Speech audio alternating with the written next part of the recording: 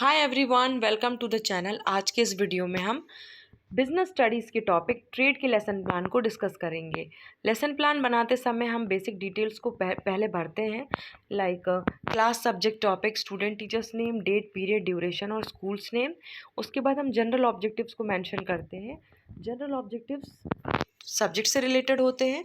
यहाँ हम business studies का लेसन प्लान बना रहे हैं, तो बिजनेस स्टडीज़ टीचिंग के जो मेन एम्स हैं वो यहाँ पर हम मेंशन करेंगे। उसके बाद हम स्पेसिफिक ऑब्जेक्टिव्स को लिखते हैं। ये स्पेसिफिक ऑब्जेक्टिव्स टॉपिक से रिलेटेड होते हैं। हमारा आज का टॉपिक ट्रेड है, तो हम ट्रेड से रिलेटेड स्पेसिफिक ऑब्जेक्टिव्स यहाँ पर मेंशन करेंगे। और 40 मिनट में जो भी हम कंटेंट प्रेजेंट करने वाले हैं ये उनसे रिलेटेड भी होते हैं। ऐसा नहीं करना है कि यदि ट्रेड टॉपिक बड़ा है और 4 दिन में कवर होगा तो 4 दिन के ऑब्जेक्टिव्स इकट्ठे हम एक ही लेसन प्लान में लिख दें, तो ऐसा भी आपको नहीं करना है। तो यहाँ जो स्पेसिफिक ऑब्जेक्टिव्स हैं वो स्टेटमेंट के फॉर्म्स में होते हैं, जिसमें एक्शन, वर्ब, टीचिंग पॉइंट और टॉपिक तीनों ही होते हैं। लाइक जो पहला ऑब्जेक्टिव है उसमें जो एक्शन वर्ब है वो है स्टेट, और टीचिंग पॉइंट है मीनिंग, और जो टॉपिक है वो है ट्रेड। इन तीनों का होना स्पेसिफिक ऑब्जेक्टिव में ज़रूरी है। यदि नहीं होंगे तो स्पेसिफिक ऑब्जेक्टिव जनरल बन जाएंगे और इनको अचीवेबल और मेशरेबल फॉर्म में हम नहीं इनको अचीव नहीं कर पाएंगे, इनको मेशर नहीं कर पाएंगे। दूसरा ऑब्जेक्टिव है students will be able to differentiate the types of trade. हम क्लास में टाइप्स ऑफ ट्रेड भी समझाएंगे और स्टूडेंट्स से हम उम्मीद करते हैं या अपेक्षा करते हैं कि वो टाइप्स ऑफ ट्रेड को डिफरेंशिएट कर पाएंगे या उनमें अंतर बता पाएंगे। ये अंडरस्टैंडिंग लेवल का ऑब्जेक्टिव है। तीसरा हमारा ऑब्जेक्टिव है students will be able to recognise the different auxiliaries to trade. Trade की जो ऑक्सिलियरीज हैं उनको स्टूडेंट्स पहचान सकेंगे। ये भी अंडरस्टैंडिंग लेवल का ऑब्जेक्टिव हो सकता है। और उसके बाद हम टीचिंग मेथड्स को मेंशन करते हैं। यहाँ पर एक्सप्लेनेशन और डिस्कशन मेथड को यूज़ किया गया है।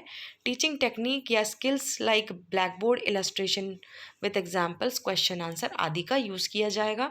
टीचिंग एड में एक मॉडल का यूज़ किया जाएगा जो ट्रेड और ऑक्सिलियरीज टू ट्रेड को शो करेगा।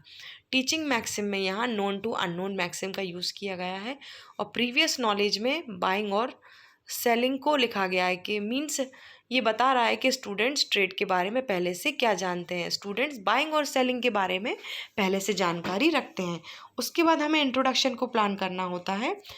इंट्रोडक्शन की टेबल में 4 मेन कॉलम्स होते हैं। पहला है सीरियल नंबर, दूसरा स्टूडेंट टीचर्स एक्टिविटी, तीसरा स्टूडेंट्स एक्टिविटी और चौथा ब्लैक बोर्ड वर्क।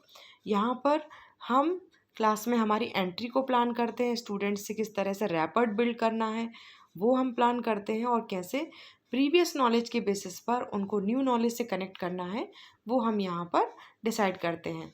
यहाँ पर टीचर ने एक स्टोरी को यूज़ किया है।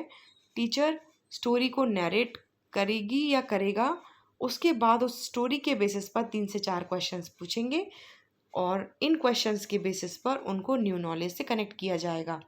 और सबसे आखिरी में स्टेटमेंट ऑफ द एम कहा जाता है, ताकि स्टूडेंट्स को क्लियरली पता चले कि वो एक क्लास से क्या सीखेंगे।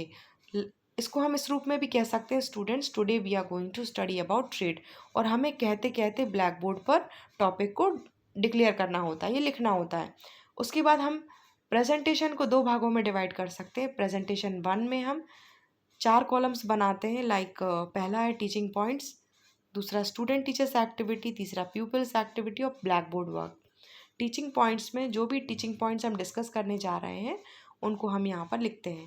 यदि बुक में टीचिंग पॉइंट्स नहीं दिए हैं तो आपको खुद बनाने होंगे, या आपको जो कंटेंट है उसके बेसिस पर आपको आइडेंटिफाई करने होंगे कि टीचिंग पॉइंट्स क्या होंगे।